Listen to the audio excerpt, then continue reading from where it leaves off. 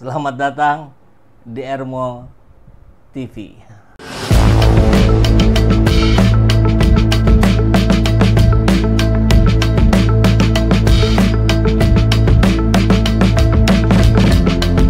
Bersama saya, Saiful Zaman, kebaikan yang terorganisir akan selalu mengalahkan kejahatan.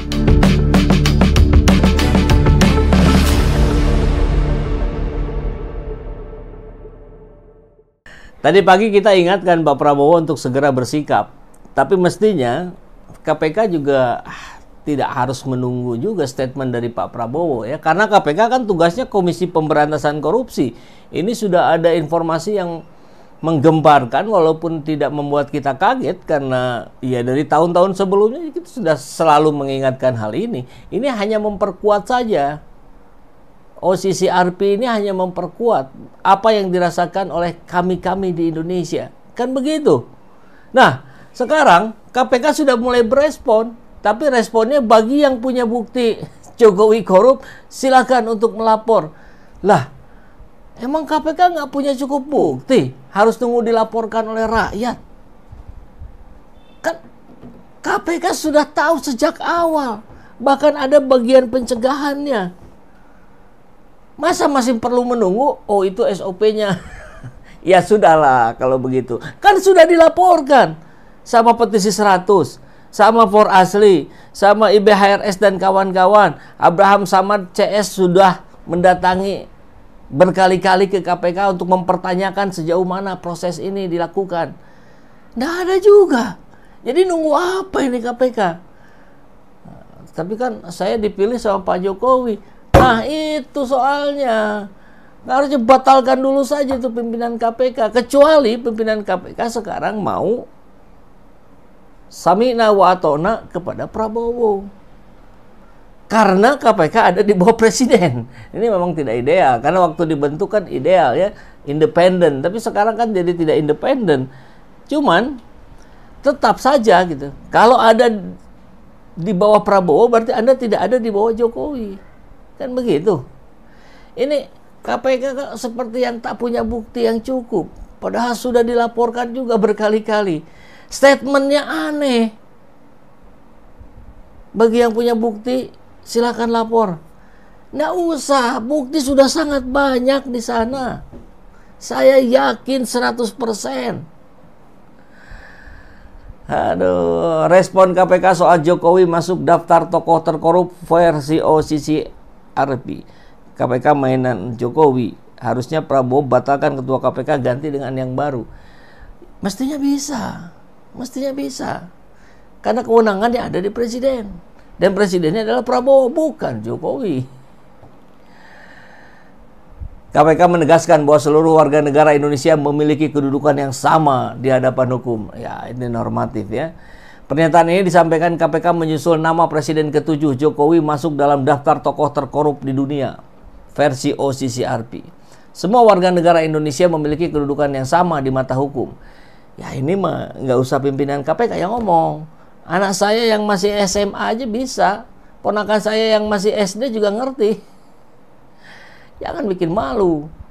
KPK mengajak masyarakat untuk melaporkan informasi dan bukti terkait tindak pidana korupsi yang melibatkan pegawai negeri atau penyelenggara negara. Sudah. Tinggal sekarang, Anda mau tidak menindaklanjutinya?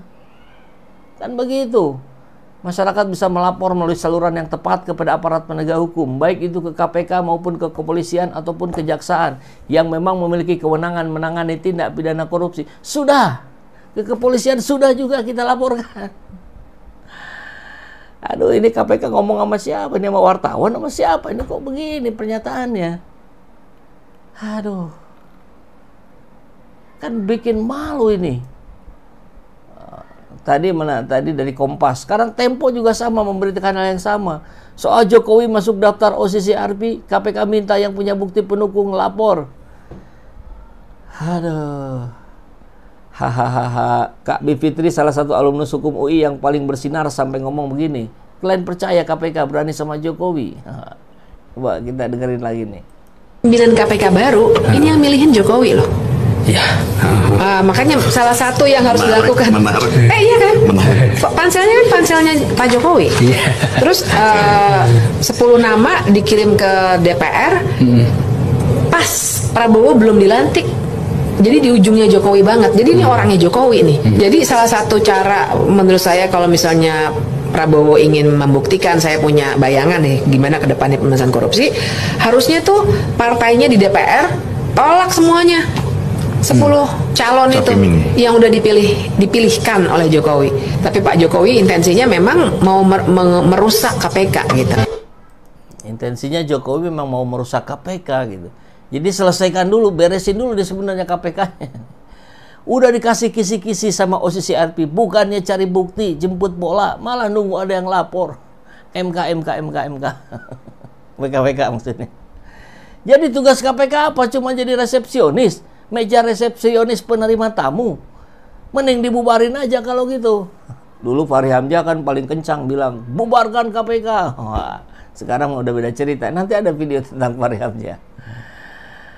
Kalau cuman penerima tamu, mending Satpam BCA saja. Ya, sopan sekali ya. Kalau Satpam BCA itu keren itu pelayanannya. Aduh, Abraham Samad dan kawan-kawan ke KPK desak usut dugaan korupsi terkait keluarga Jokowi yang juga sudah dilaporkan oleh Kang Ubedillah Badrun. Tunggu apa lagi KPK? Nunggu statement dari Prabowo. Ya, mungkin saja itu ujungnya gitu. Aduh, ini coba dengerin ya. Terlalu bicara soal ideologi. Siapa yang mengatakan begitu? Pak Jokowi. Dia bilang gitu. Nah, kita tidak butuh ideologi. Gitu. Yang kau pahami kan waktu itu kalian kan satu partai. Rika dia Pitaloka dengan suksesnya ada fotonya lah tim suksesnya Pak Jokowi. Dua-duanya usulan pemerintah. Dua-duanya. Cipta kerja maupun omnibus kesehatan itu usulan. Itu clear ya, karena masih banyak perdebatan. Begitu data negaranya tidak jelas, saya menyebutnya sebagai pseudo data. Datanya itu fiktif, bukan salah ya. Fiktif, nggak ada orangnya. Kan diungkap beberapa tahun lalu 52 juta penerima bansos itu fiktif. Fiktif, berarti nggak ada. Nggak ada. Tetapi uang itu dikeluarkan. Kerugian negara menurut KPK sekitar di atas 100 triliun untuk bansos saja. Sampai 11 triliun. Mendingan bagiin tuh duitnya ke petani. Menurut saya, begitu.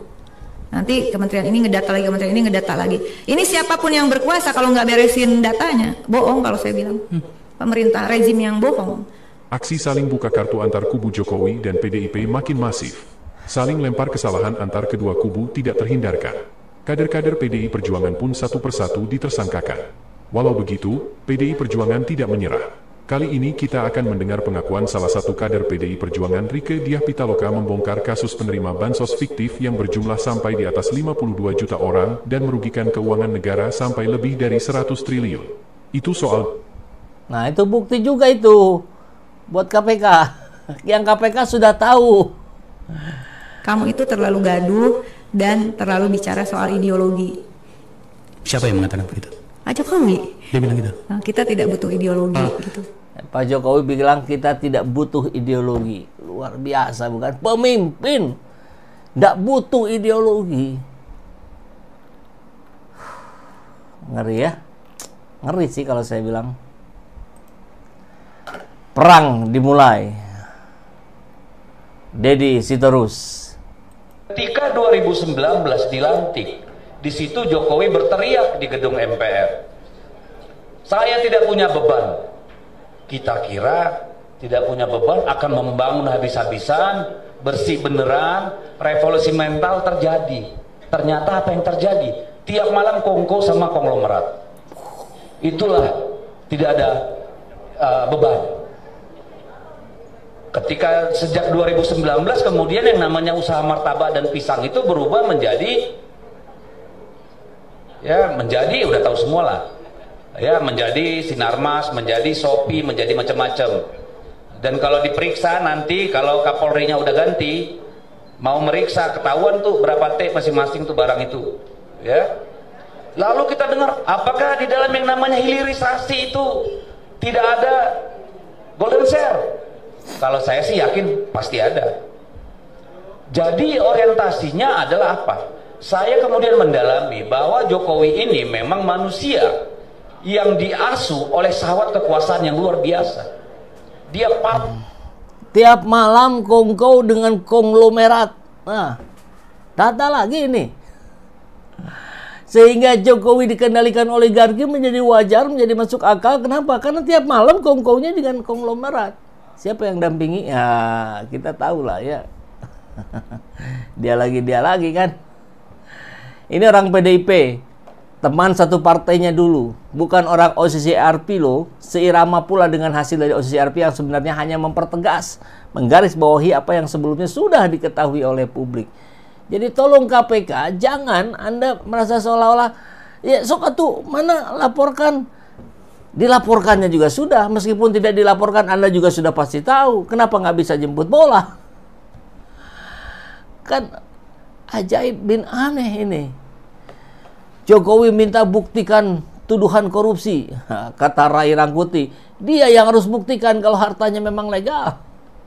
Datangi KPK tanpa harus menunggu dipanggil Pak Jokowi. Buktikan ini harta saya, ini LHKPN saya. Silakan cek di Solo, silakan cek di Medan, silakan cek di ini dan seterusnya. Kan harusnya begitu kalau memang berani.